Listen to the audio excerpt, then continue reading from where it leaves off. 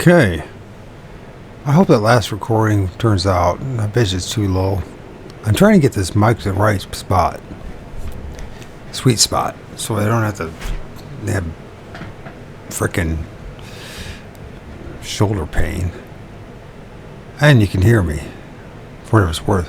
Why UFOs, the Operation Trojan Horse by John A. Keel. Pretty wild ride so far. And it's got some pretty valid points. There's so much going on out here. Psychology, all sorts of things, you know what I mean? This is bizarre, and it's something that influences so many people's lives, one way or the other. At some point, I know my experiences with Sasquatch, in quotes, and then a UFO this year, in quotes. How has that stuff influenced my life? Probably a big part of it is my mundaneness of my existence. My own existence is pretty damn boring, and then a lot of everybody else's lives ends up being pretty damn boring, right?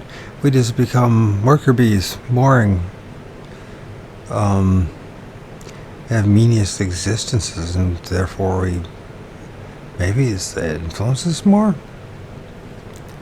Is that the case? Or do we just have too much time on our hands? What is going on here? But then again, I mean, you look at everybody else in their lives, right? You can't tell the players without a scoreboard. Yeah.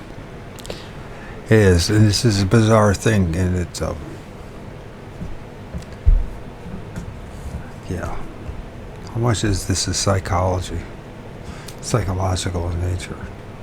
Biochemical. But then again, I mean, I really did see stuff, so. And I wasn't on any drugs. Although I wish I could say I was so I could just dismiss all my experiences.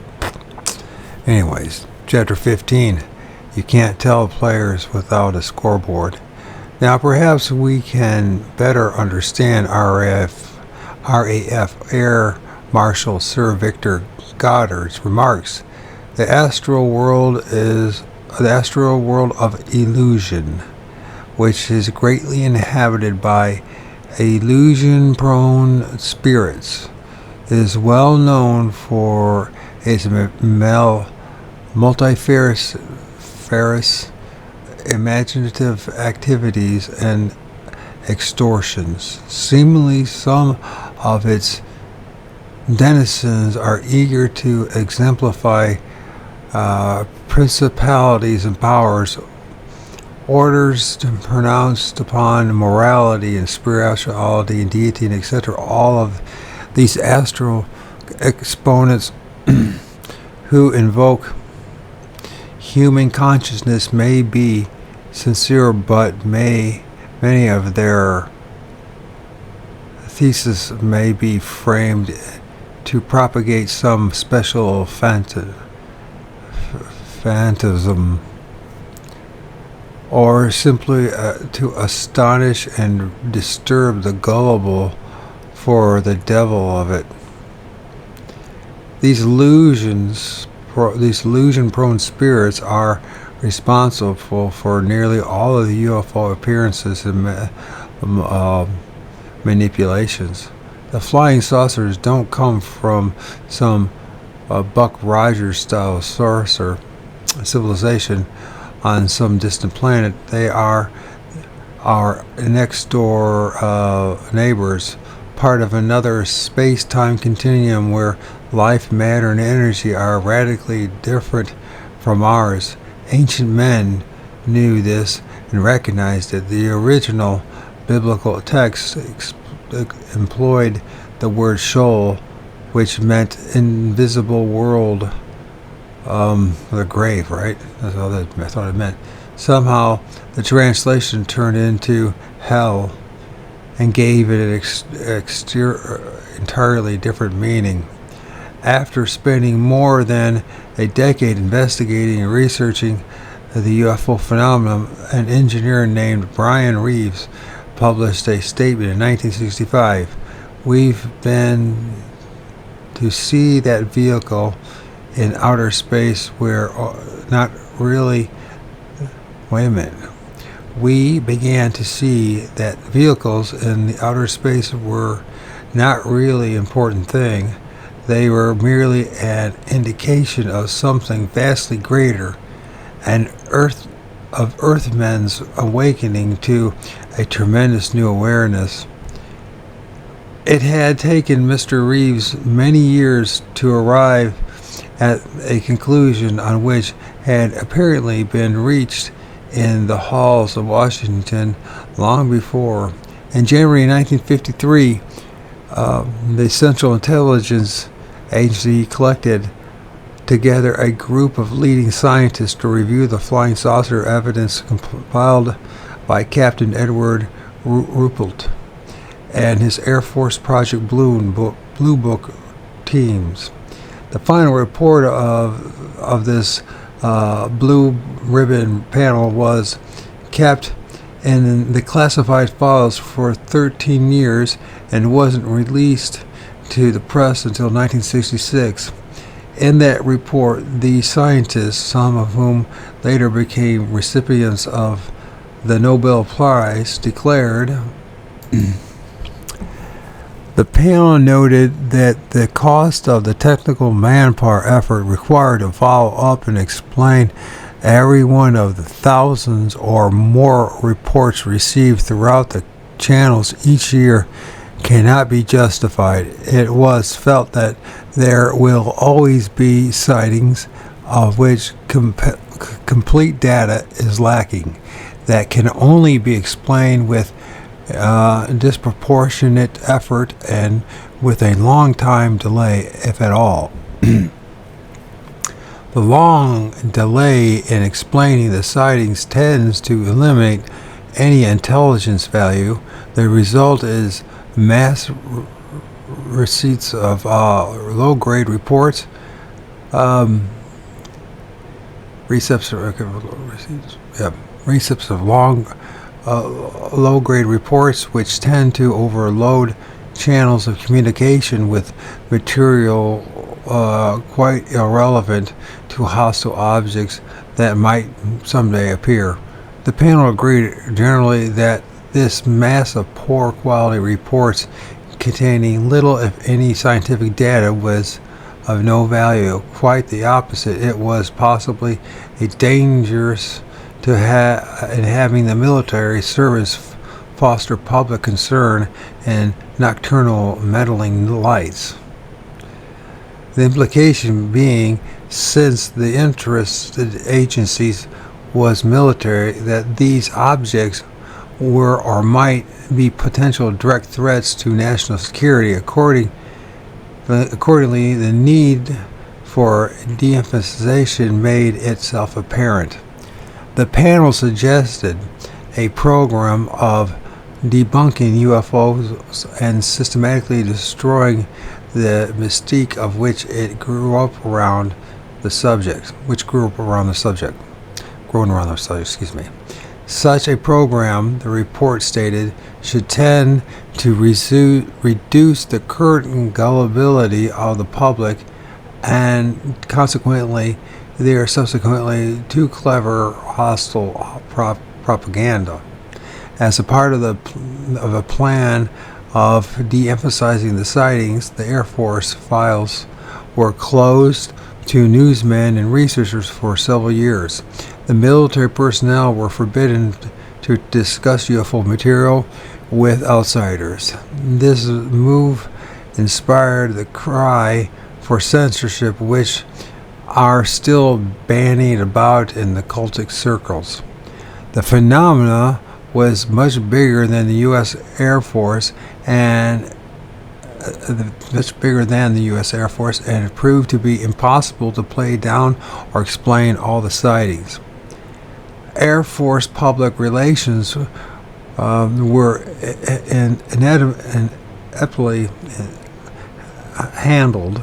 so that they're ineptly handled, and some of the Air Force officers made incredible tactical blunders, such as telling reporters that airline pilots who saw flying saucers were drunk at the time, or trying to explain some sightings as stars which were not even visible in the sighting area. The UFO enthusiasts were quick to pounce on such careless explanations and use them to reinforce their allegations of official censorship.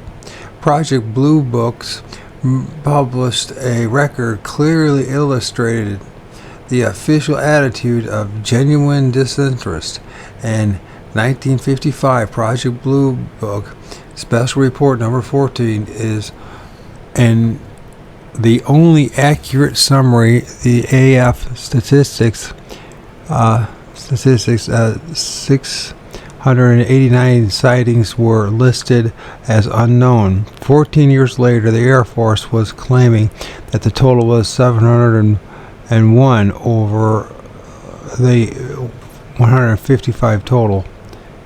1,050 total Air Force statistics were shamelessly juggled year after year, and even the columns of figures were inaccurately added. On December 17, 1969, Air Force Secretary Robert C. Siemens Jr. announced the termination of Project Blue Book, and Blue Book's files were retired to the archives at Maxwell Air Force Base in Alabama. Thus ended the era of almost unbelievable irresponsibility on the part of both the Air Force and UFO enthusiasts who had set themselves up as critics of the Air Force non-innovations. Since the phenomena is partly reflective, it had played a censorship game in earnest and worked to manipulate the cultists into believing that some great official conspiracy was underway. Mystery men appeared in flap areas and warned, even threatened witnesses into silence. Some of these men appeared in Air Force uniforms, and when fragments of these stories reached the cultists, they howled even more about suppression of the truth. I have investigated many of these cases myself, and I quickly discovered that to my amazement, that these Air Force officers all looked alike. They were slight, olive-skinned men with oriental eyes and high cheekbones. Some witnesses said they looked like Italians. Others said they looked like Burmese or Indian.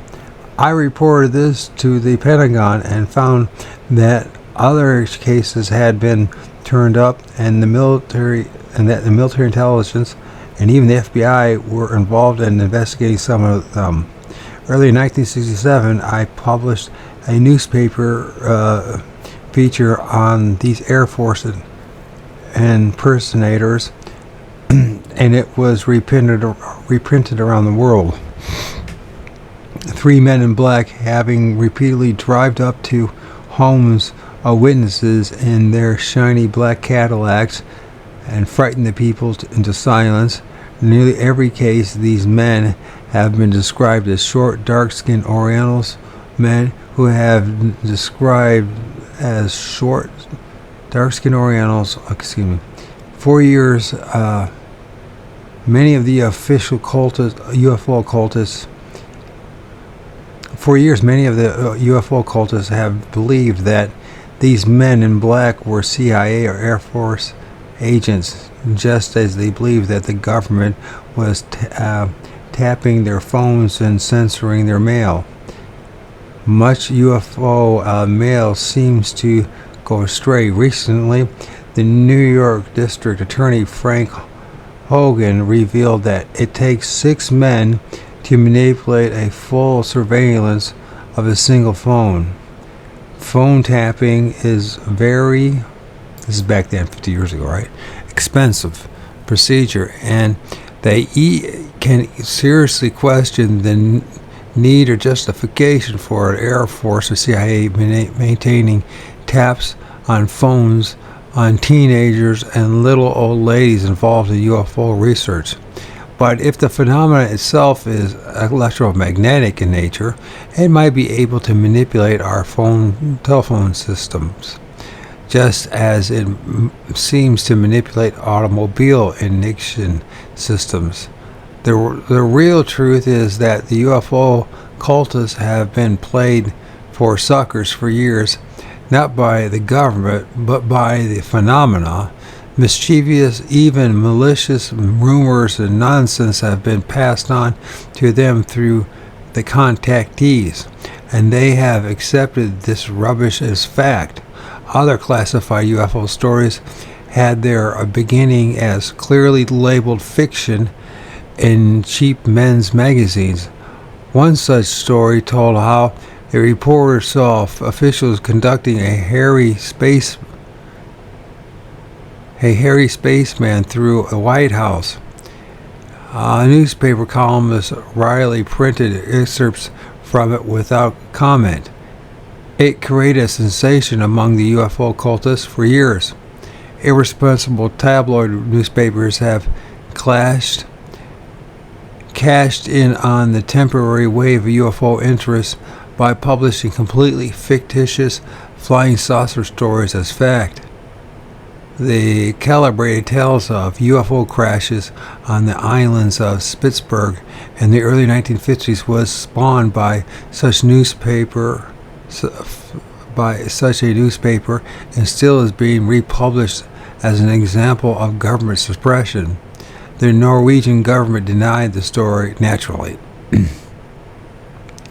The situations have been engineered by the phenomena to make the UFO cultists suspicious of the government and even one another. Infighting between the various groups deserves special study by itself. Many cultists are living in genuine terror.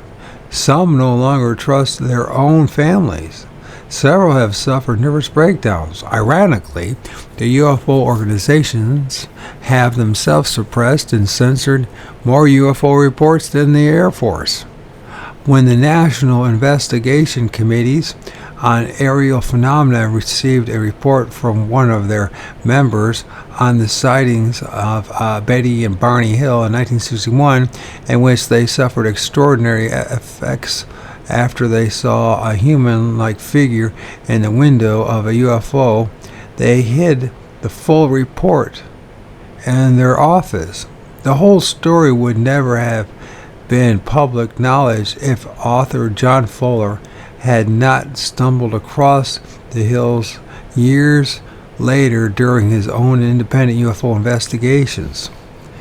Demonological events discussed in this book have so baffled and confused the UFO organizations that they have dismissed most of them as hoaxes without any kind of investigation. In many cases, they have publicly branded the witness liars, publicly nuts, and mercenaries trying to exploit the subject. There is no doubt that the UFO occultists themselves have thwarted effective research in these manner. Their antics have created the atmosphere of ridicule which surrounds the subject and makes qualified professionals wary of becoming involved. By early 1967, I had decided that the evidence for extraterrestrial origin was purely circumstantial, and I began to hint in print that perhaps a more complex situation is involved. To my astonishment, my rejection of the outer space hypothesis focused the wrath and suspicion of the UFO occultists on me. Rumors were circulated nationwide that I was a CIA agent. Later, contactees began to whisper to local UFO investigations that the real John Keel had been kidnapped by a flying saucer and that a cunning android who looked just like me had been substituted in my place. Incredible though it may sound, this was taken very seriously, and later even some of my my more rational correspondents admitted that they carefully compared the signatures of my current letters with a pre-rumor letter they had received. Let's not underestimate the skill of our intelligence organizations. Let's not assume that they have been competent enough to collect and assimilate the same kind of data dealt with in this book. I think we can safely assume that they figured all this out many years ago, and that they're coping with it in their own way as quietly as possible.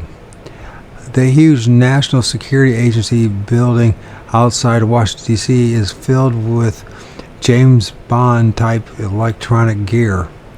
The organization's annual budget exceeds the gigantic budget of our space program. I don't think all that money is going to bureaucratic rat holes.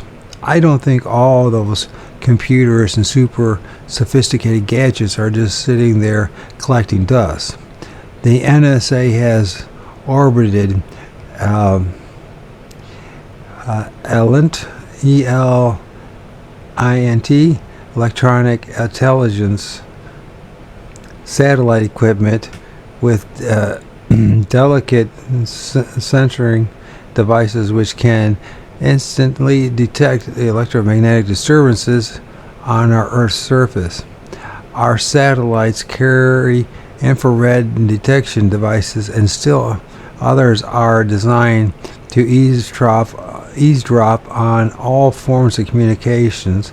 In 1960, Project Saint was announced. This was a plan to orbit special satellites designed to pursue and investigate unidentified satellites. No further information was ever released on this interesting project. Even Howard Minger, the contactee, had a few kind words for the CIA, which is merely a subsidiary branch of the National Security Agency. When he said in 1967, "Around this great country of ours is a jungle, whether you know it or not, and there are specialized men who know how to deal on the same level with these people on the outside trying to get in and conquer us. These people are trained to deal with these other people on their level. That's the only way we will ever survive. So don't knock the CIA, please." It is probable that some small group within the U.S. government first began to suspect the truth about UFOs during the World War II. There is curious evidence of Adolf Hitler and his inner circle had some knowledge of the extraterrestrials and may have even made an effort to communicate with them. Perhaps there were even Men in Black episodes of sabotage and subversion which brought the phenomena to the attention of the Wartime Office of Strategic Services, OSS. Other intelligence groups in the United States are elsewhere. At least we don't know that the Foo Fighters, the World War II name for UFOs, caused considerable concern both in Europe and in the Pacific. Subsequent events in the United States in 1945, including the still unexplained disappearance of 6 airplanes off the coast of Florida, is a single clear day. On a single clear day, probably led to serious and secret investigations. If the top leaders of the Royal Air Force, such as Sir Victor Goddard, are aware of these incredible facts, then we must certainly admit that the American Intelligence Community must also have stumbled upon these many years ago. The official anti-UFO position now makes a great deal more sense. Since our long-haired Venetians are only mischievous impostors, they dare not land on White House lawns if a marvelous flying saucer should sweep over crowdy New York Times on New Year's Eve and land with brilliant lights flashing and its antennas rotating, and awe-inspiring Michael Rene type should strut down the ramp in a tight metallic spacesuit in front of the crowds, the TV cameras, it is very probable that he would be whisked off to the Pentagon, never to be heard of again. And a general or a president would hold a press conference, startlingly revealing that the whole thing was merely a publicity stunt for a new science fiction movie. It is the nature of the game that such a movie would probably even be in the can, and the wonderful flying saucer would actually be an exact duplicate of the prop used in the film.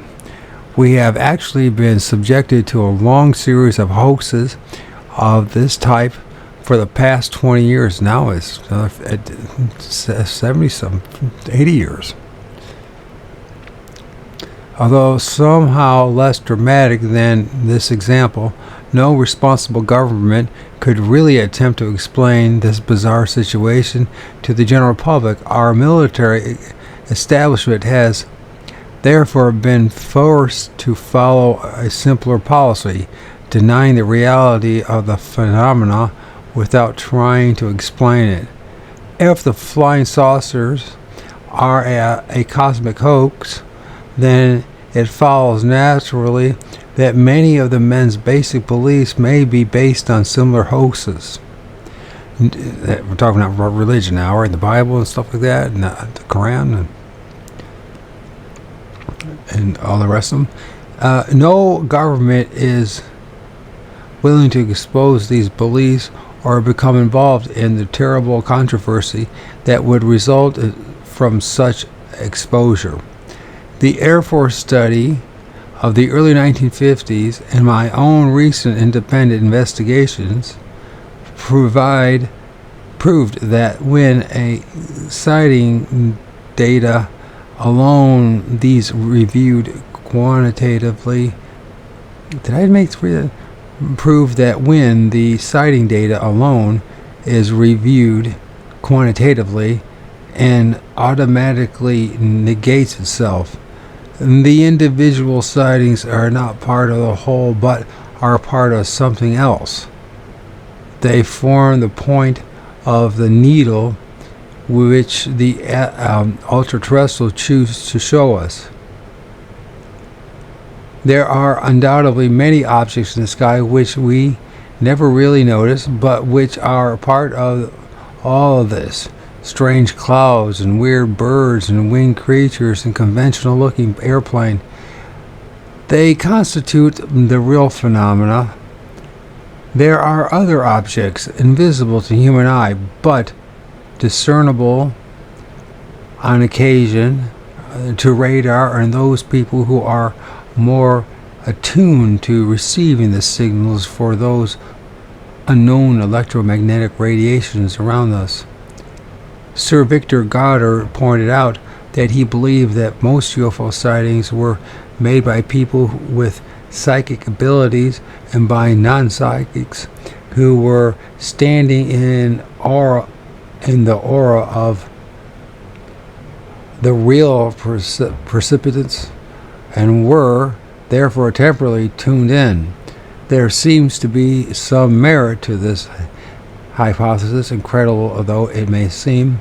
However, it would be very dangerous for us to exclude the possibility that a very small residue of the sightings are very real. Most scientists agree that there is a chance that there may be billions of inhabitable planets within our own galaxy. There is always the chance that living beings from those planets might have visited us in the past, or visiting us now, or planning to visit us in the future. To regard all UFO sightings as illusions, hallucinations, and potentially volatile situation, an invasion from another world. There have been many apparently physical sightings and landings which produce markings on the ground and other evidence that objects were solid machines. But if those events present the presence of true manufactured spacecraft in our atmosphere, then the overall evidence suggests that they are following a long-range plan, a covert military-style build-up with which will culminate in hostile action. And psychic phenomena and demonology, we find that seemingly solid physical objects are materialized and dematerialized, or ported. There are many baffling cases of houses which appeared and disappeared mysteriously, and religious demonic possession well documented by attending priests and doctors, and victims regurgitated impossible quantities of stones.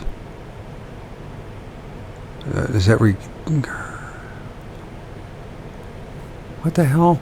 Doctors and the victims regurgitated impossible quantities of stones and even sharp steel needles.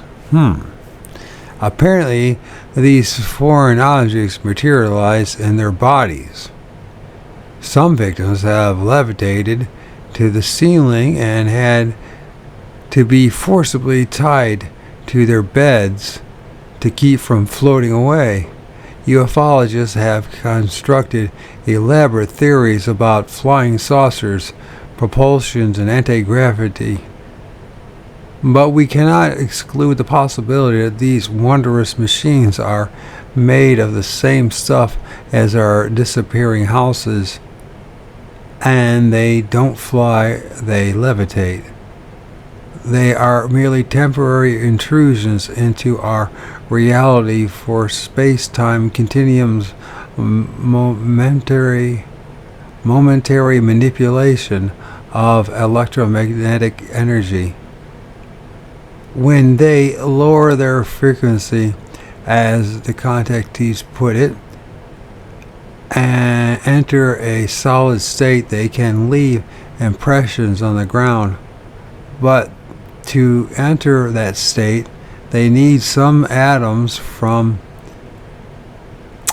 our world, parts of an airplane, an auto, of blood, of matter from an animal or human being, or in some cases, they need to drain off energy from the human precipitate and form power lines from automobile engines.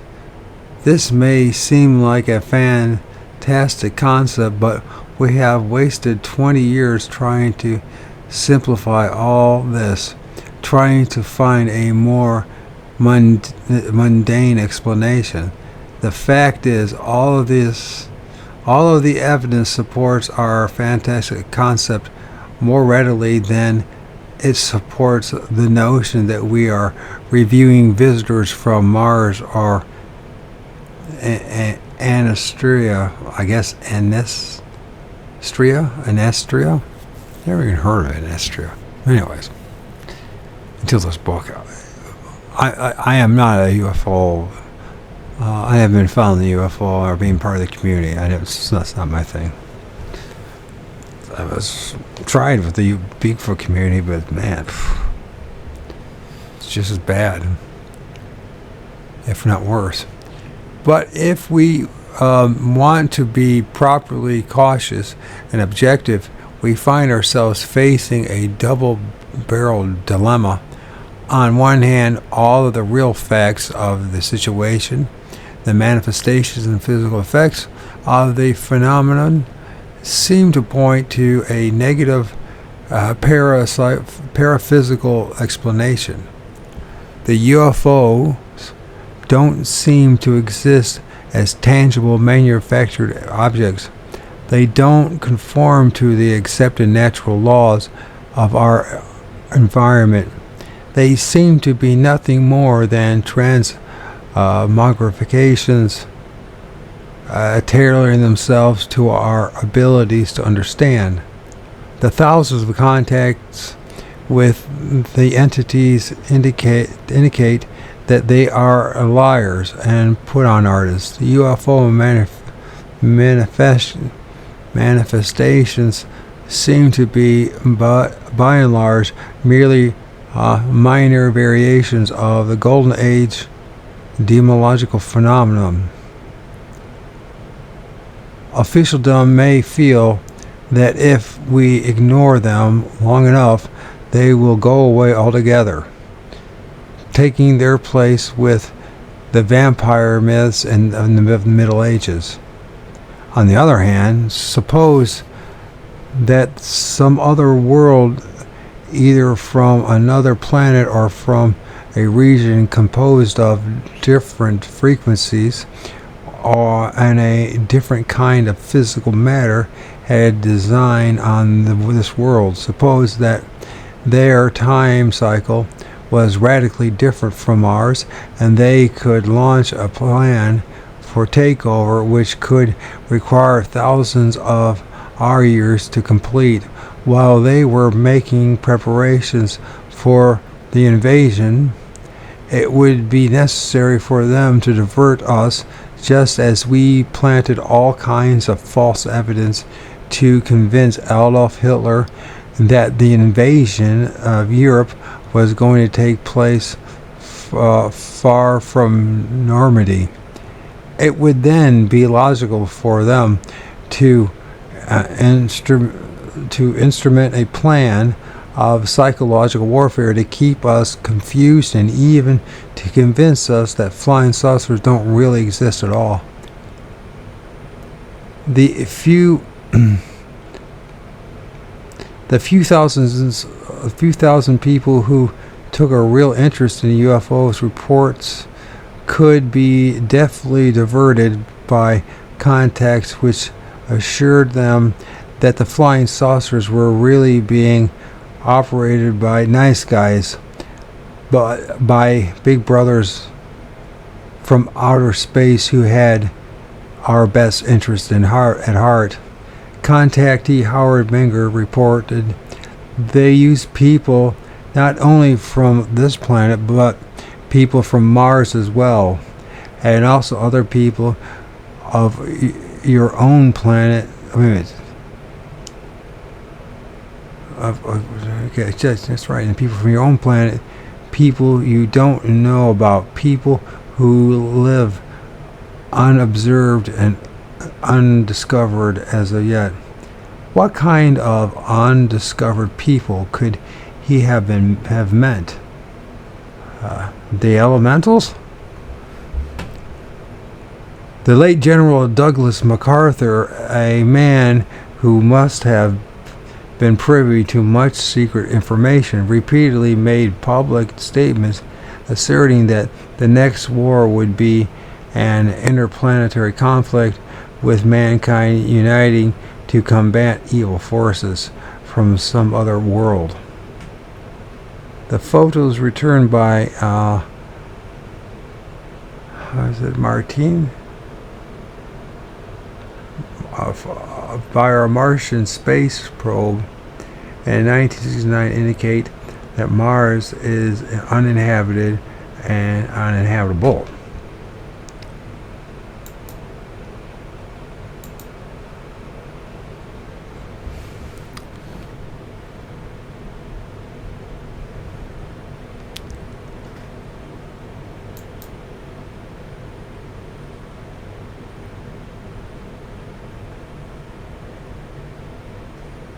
What is going on?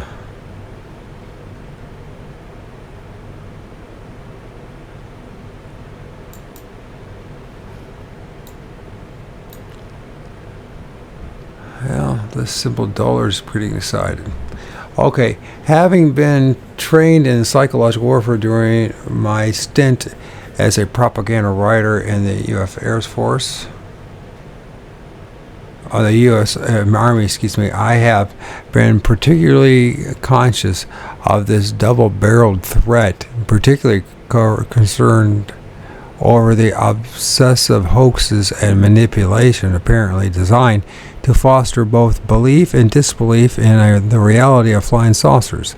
I have tried objectively to weigh all of the factors, pros and cons, throughout my investigations in this book. Frankly, I have gone through periods when I was absolutely convinced that those Trojan horses were indeed following a careful plan designed to ultimately conquer the human race from within. The physical Trojan horses concept seems alarmingly valid to me for a long time. The physical Trojan horse concept seemed alarmingly valid to me for a long time. But I am now inclined to accept the conclusion that the phenomena is mainly concerned with undefined and undefinable cosmic patterns, and that mankind plays only a small role in those patterns. That other world seems to be part of something larger and more infinite. The human race is also part of that something, particularly those people who seem to possess psychic abilities and who seem to be tuned in to some single far beyond our normal precepts. Signal. Far beyond, not single. Signal. Far beyond our normal precepts. Perhaps the U.S. government was equally concerned with the Trojan horse possibility in the 1940s, and perhaps that explains the peculiar official machinations of the early years. Nobody in Washington has been inclined to confess to me that this is so, but at a press conference in 1954, President Dwight D. Eisenhower told reporters that flying saucers were hallucinatory and existed only in the minds of the observers. In 1966, then Secretary of Defense Robert McNair called them illusions.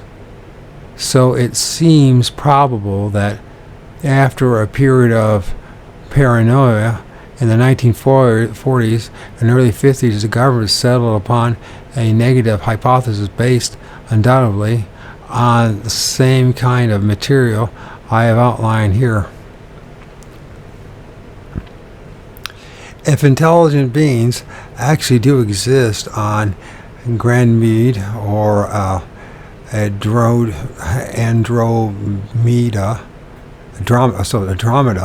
am I saying the other one? Ganymede? I don't know if I'm saying that one right. If I finally figured Andromeda, I'd know that one. If these if it is even very possible that they, too, have been observing and wondering about the same kinds of unidentified flying objects which haunt our planet.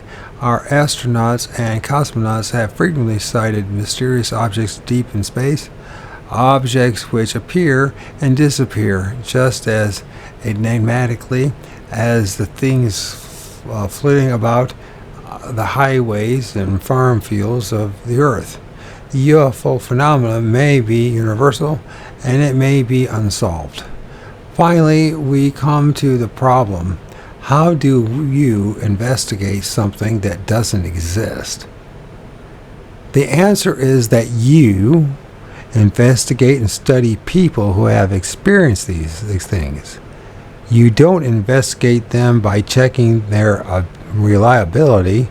You study the medical and psychological effects of their experiences.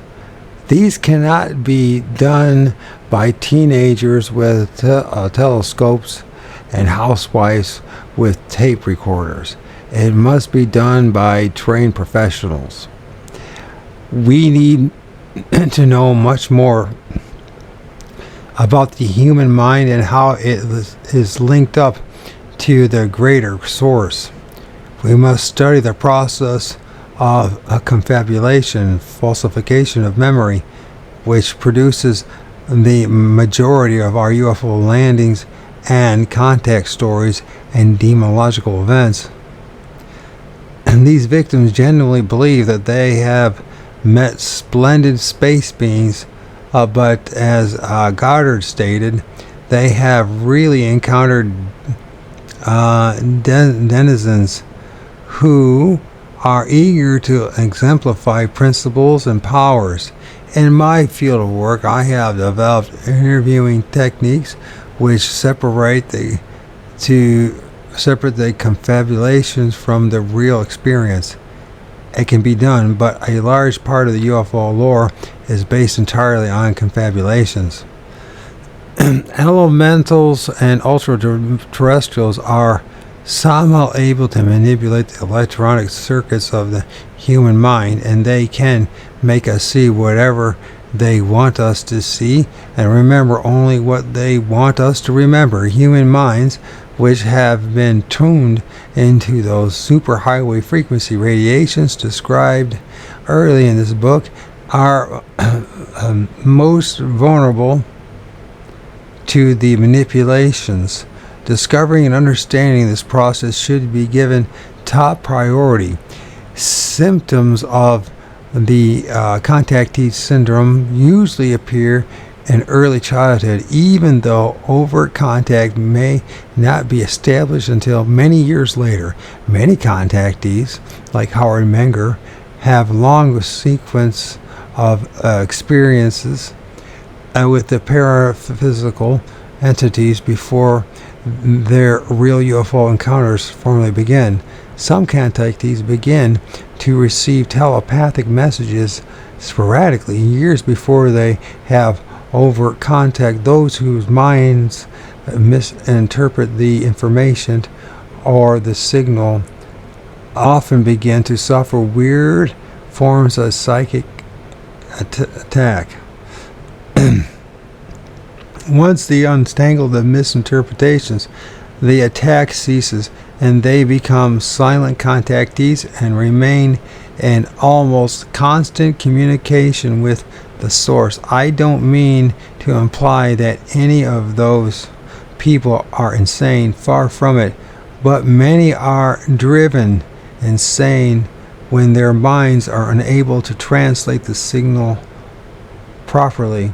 They fall prey to the negative aspects, and their mental confusion attacks induce hallucinations, visits from Oriental gentlemen in dark suits and black Cadillacs.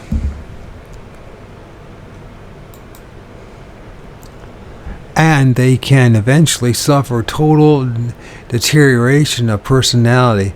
I had to find this out the hard way, only to discover later that Dr. Meade Lane had worked it all out in the early 1950s. Nobody would listen to him. Dr. Lane just tried to express his ideas on occult terminology. He called the ultra-terrestrials the Etherians, thought in terms of ultrasonics as well as electromagnetic frequencies. In the 1950s, he published a concise and time has proven it valid appraisal of the situation, in which he stated, "It is possible that some persons may be less affected by supersonic frequencies than others. This may account for the selection of certain persons by the Etherians. It is also possible that some such persons are now showing signs of amnesia and other physical and mental deterioration. If Dr. Lane was aware of these factors 15 years ago, then it is almost criminal that no suitable psychiatric program has been instituted to study and understand this phenomena. Thousands, perhaps millions of people all over the planet are being directly affected. My mail is filled with cries for help. I have watched helplessly as witnesses fell into hopeless personality deterioration and went insane or even committed suicide. For some time now, I have been working closely with a small group of psychiatrists, but our efforts can be compared only to the proverbial drop in the bucket. The whole UFO subject has been so widely ridiculed and denounced that most qualified men are reluctant to enter into it. Not all ultra-terrestrials contacts are evil or disastrous, of course. But there are many people throughout the world who are deeply involved in all this without realizing it. They have entangled themselves through other frames of reference and in many cases have been savagely exploited by the ultraterrestrials in the game of being played. These games have been thoroughly documented and defined in the literature of the various frames of references. The psychology of the elementals and ultraterrestrials is well known and fully described in fairy lore of Northern Europe and the ancient agenda of Greece, Rome, and India. Ancient legends of Greece, Rome, and India. Greece, Rome, and India. In fact, we know almost everything there is to know about the entities and their games. Unfortunately, most of the valuable information has been buried in the beliefs of the various frame of references and clouded by obscure terminology. It will take teams of accomplished and objective scholars to wade through all the literature and distill all the facts. This job should be begun immediately, for the game seems to be headed for some kind of grand climax.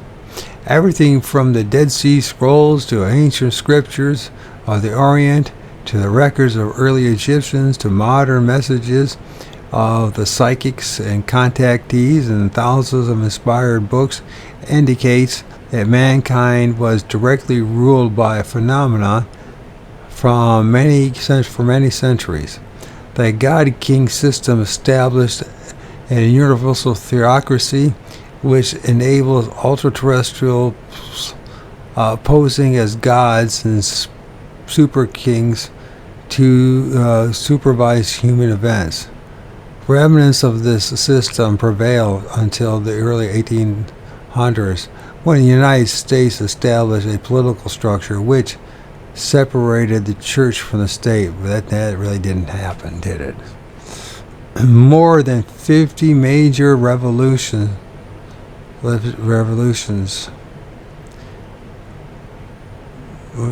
than 50?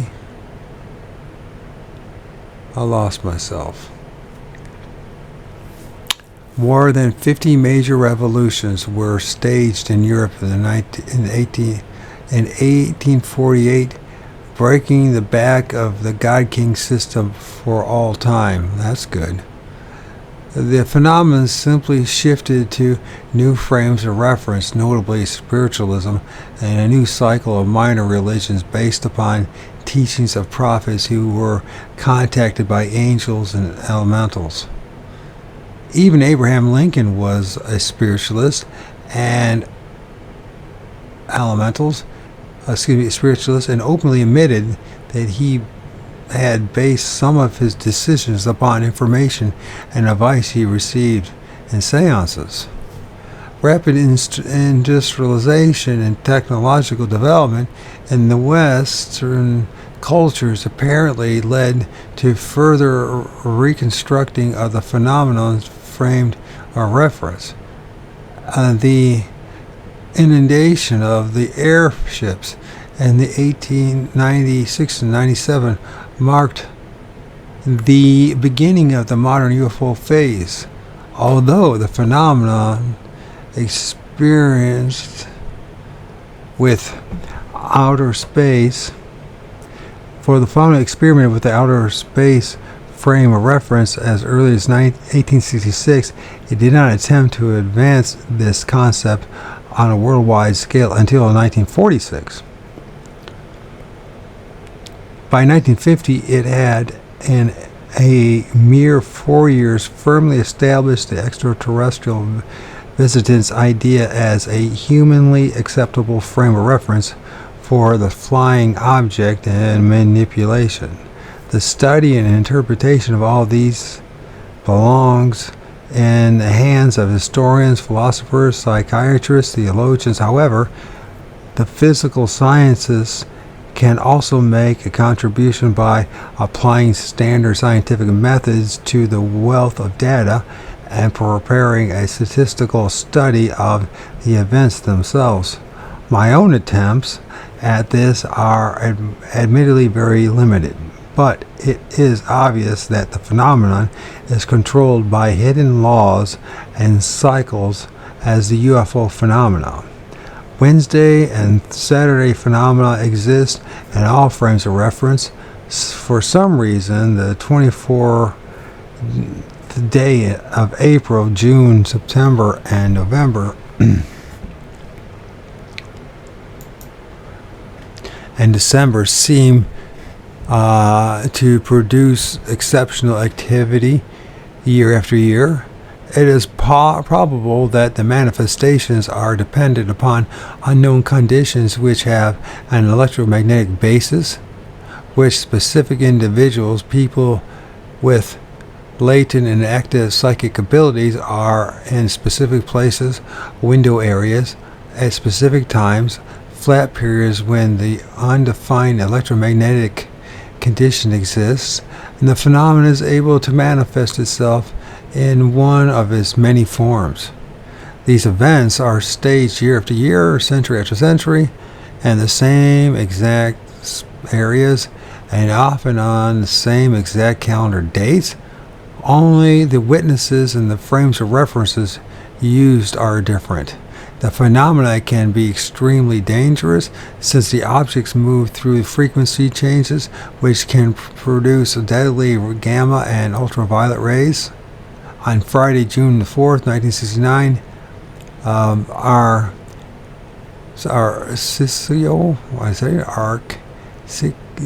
don't know what to pronounce his name, Arcicio Bermudez of and Lima, Colombia, Anolamia, Colombia, was a witness to a low-level luminous object maneuvering over the farm field. Accompanied by other witnesses, he attempted to signal it with a flashlight. Representatives of the Aerial Phenomena Research Organization, APRO, investigated the case in depth. In the August 1969 issue of the APRO Bulletin summarized their starting report. Within 2 days of the observation, the principal witness, Mr. Arcicio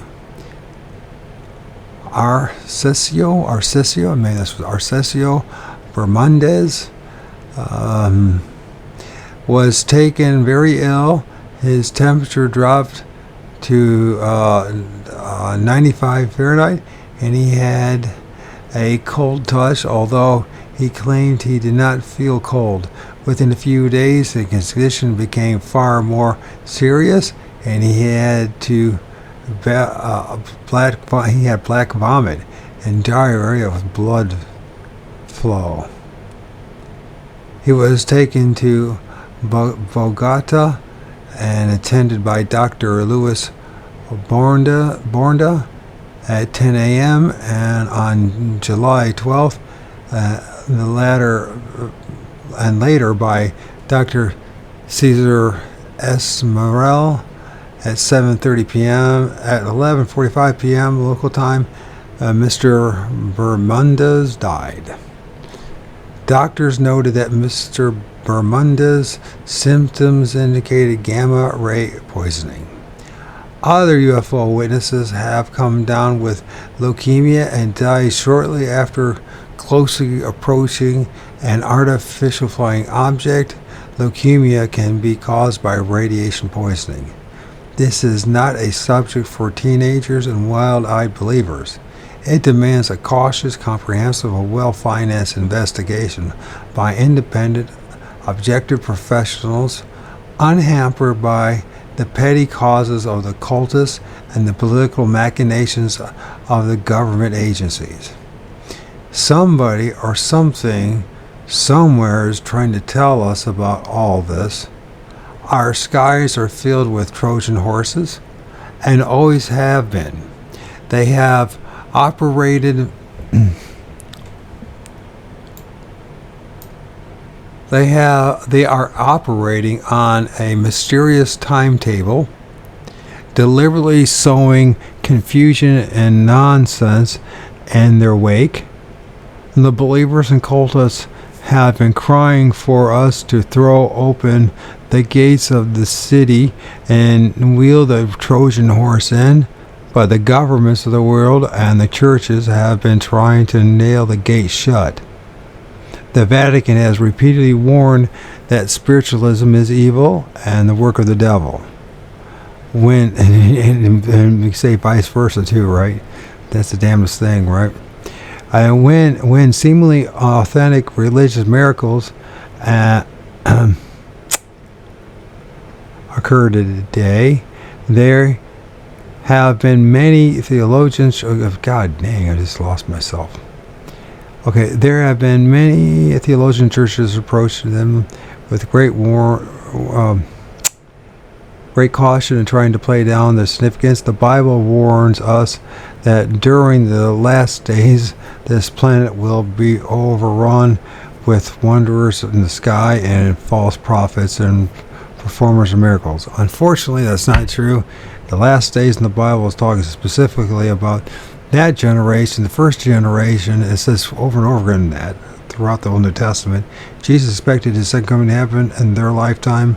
They all expected that, and we're talking about the end of the world. They were talking about the world of their world, the Jewish world, their age.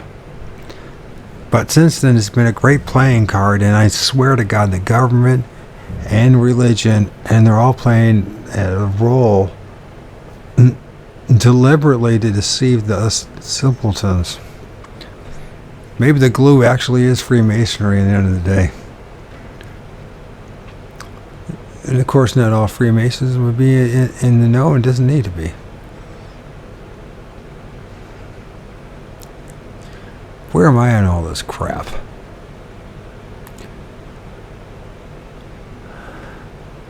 There are now many cases in which the voices of deceased persons have seemingly called up their loved ones on the telephone, just as the metallic voices space people have been phoning research and reports around the world. To add to our problems, the telephone system worldwide is sagging and breaking down, unable to keep up with the increased load we are placing on it. Well, that's changed now with the cell phones, hasn't it? We face a complete breakdown of all communications within the next few years. Remember, this was written 50 years ago, but 50 plus years ago.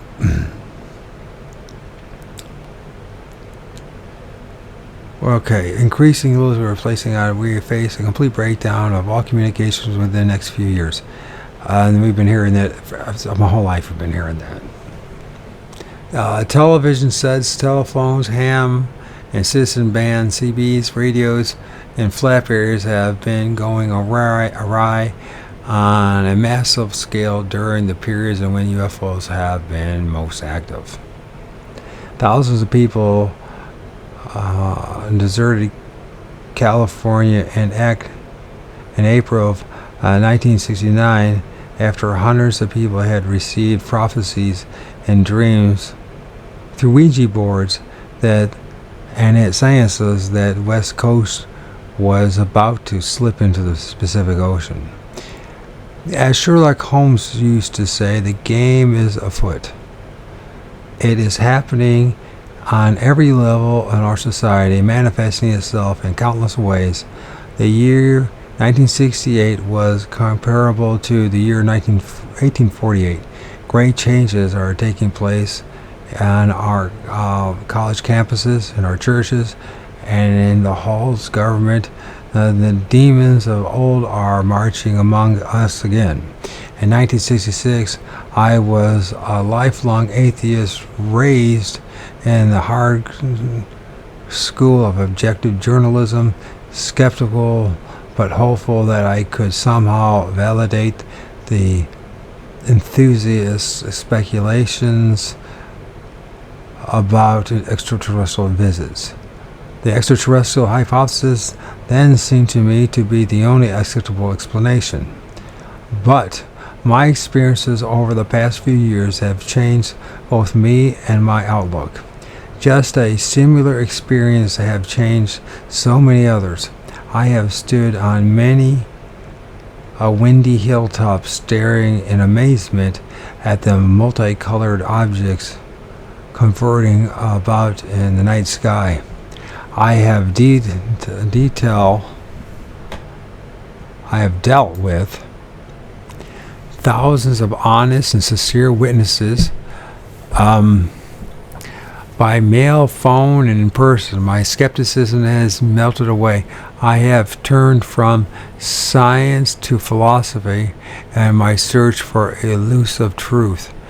The late Wilbert Smith, the Canadian scientist who chased UFOs in the 1950s, apparently followed a similar course. The inevitable conclusion was that it was all real enough, Smith said in 1958, but that the alien science was definitely alien and possibly even beyond our comprehension. So another approach was tried, philosophical, and here the answer was found in all its grandeur. All the various ologies represent the famous blind man trooping to Kathy, who encountered an elephant.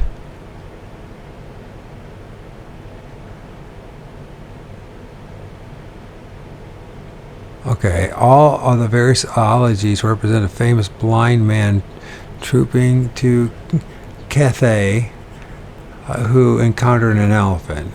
Each ology has been examining a different part of the elephant and giving it a different interpretation. It is time now for us to gain a total vision necessary for viewing the elephant as it is, not as we would like it to be. We all seem to be embarked on some new adventure.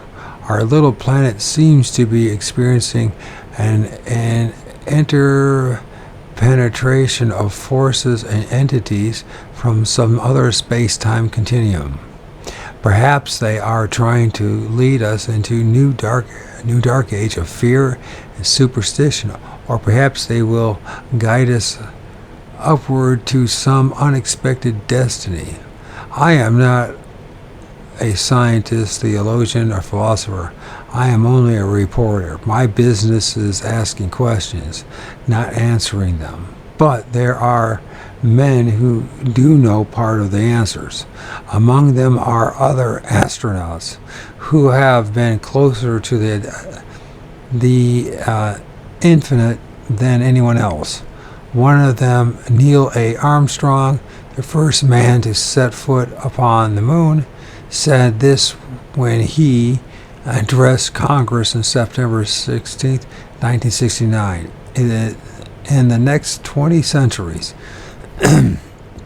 humanity may begin to understand its most baffling mysteries. Where are we going? The Earth is, in fact, traveling many thousands of miles per hour in the direction of the constellation Hercules to some unknown destination in the cosmos. Man must understand his universe in order to understand his destiny. Mystery, however, is a very necessary ingredient to our lives. Mystery creates wonder, and wonder is the basis for man's desire to understand. Who knows what mysteries will be solved in our lifetime? What new riddles will become the challenge of the new generation? And that's it. We did it. I did it. Brutally and stumbly, I did it. I read Why UFOs, Operation Trojan Horse by John A. Keel. There is not a plot to cover up the truth, but a sensible decision made by men whose minds have been boggled by just a glimpse of overwhelming reality. Just a glimpse of the overwhelming reality they encountered in their search for evidence to prove and disprove the existence of UFOs. There we go. There it is. Thanks for anybody who listened to this, my stumbling and rants and such. Thanks.